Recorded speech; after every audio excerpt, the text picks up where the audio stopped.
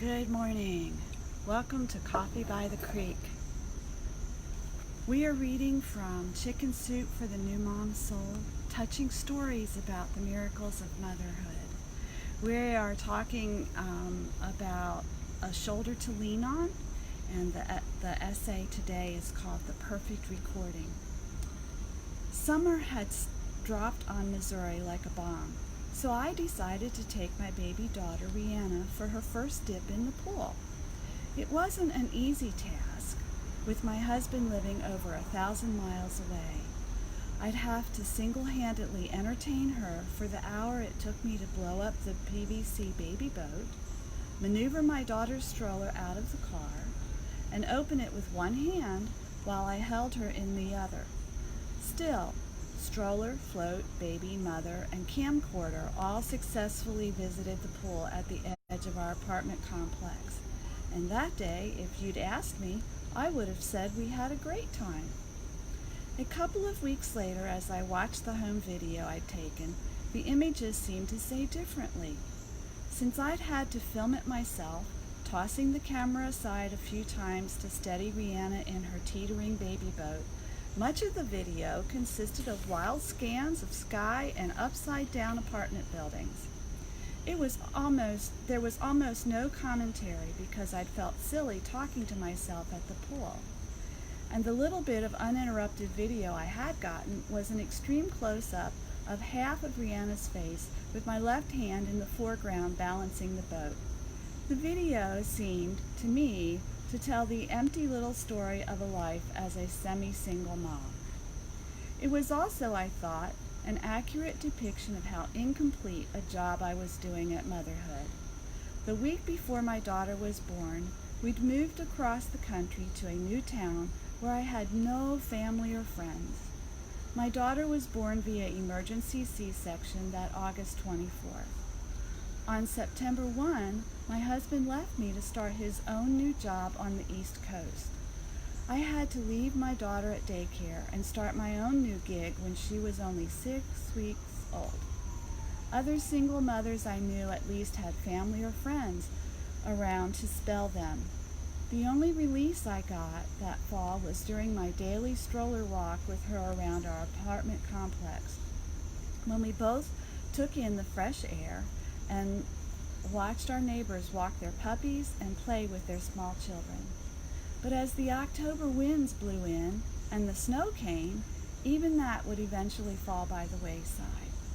I don't know how you do it, I heard over and over again from well-meaning neighbors and strangers. They didn't know that I wasn't doing it. My apartment was a complete mess. I prepared my classes 5 minutes before I taught them. Desperate as I was to make friends, I passed up social invitations because I was so exhausted. I barely had time to record my daughter's first. I scribbled a hurried note on a scrap of paper, only to forget what 3:12:05 turned on her side meant. And after hauling a newborn around all day when I still wasn't able to bend at the waist, I fell into bed exhausted and demoralized. Worst of all, I felt that Rihanna was missing out on so much by having to be the child of a woman in such a lonely situation.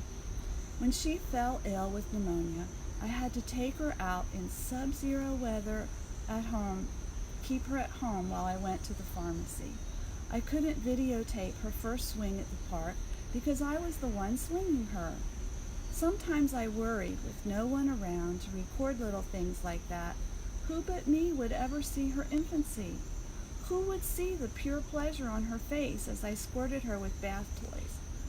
Who would see how she giggled as I tickled her belly? Faced with the prospect of spending my first Mother's Day at home alone, I took her out for a walk in the stroller. After a hard, icy winter, I thought that a walk on a nice May day might keep me from bursting into tears. And that's when it happened. One of my neighbors approached us, a young man I'd never before noticed. He said, "Look at her. I remember when she was just an itty-bitty thing and you used to walk her around." "Hi, sweetie," he said to my daughter. and then, "She's beautiful." Rihanna, a budding ham, turned and smiled at me, and that's when I realized that through the winter we hadn't been alone. There had been the bag boys at the grocery who bent over and played with my daughter every time we went shopping. The daycare teacher who never failed to comment on how much Rihanna was growing. The young nurse who had brought me coffee the night I went to the ER with my daughter. In fact, we'd had a lot of help, a lot of moral support. My daughter was not an unhappy baby. Here she was now, toothlessly grinning at me. And you know what? It wasn't on videotape, and yet I'd always remember that smile, more clearly than if I'd burned it onto 1,000 DVDs. That smile would never be for anyone but me, and that's what made it so precious.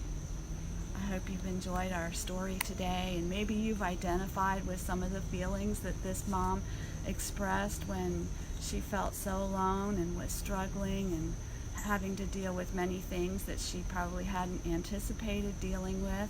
And I hope you'll be encouraged to know that you're not alone in struggling sometimes as a new mom.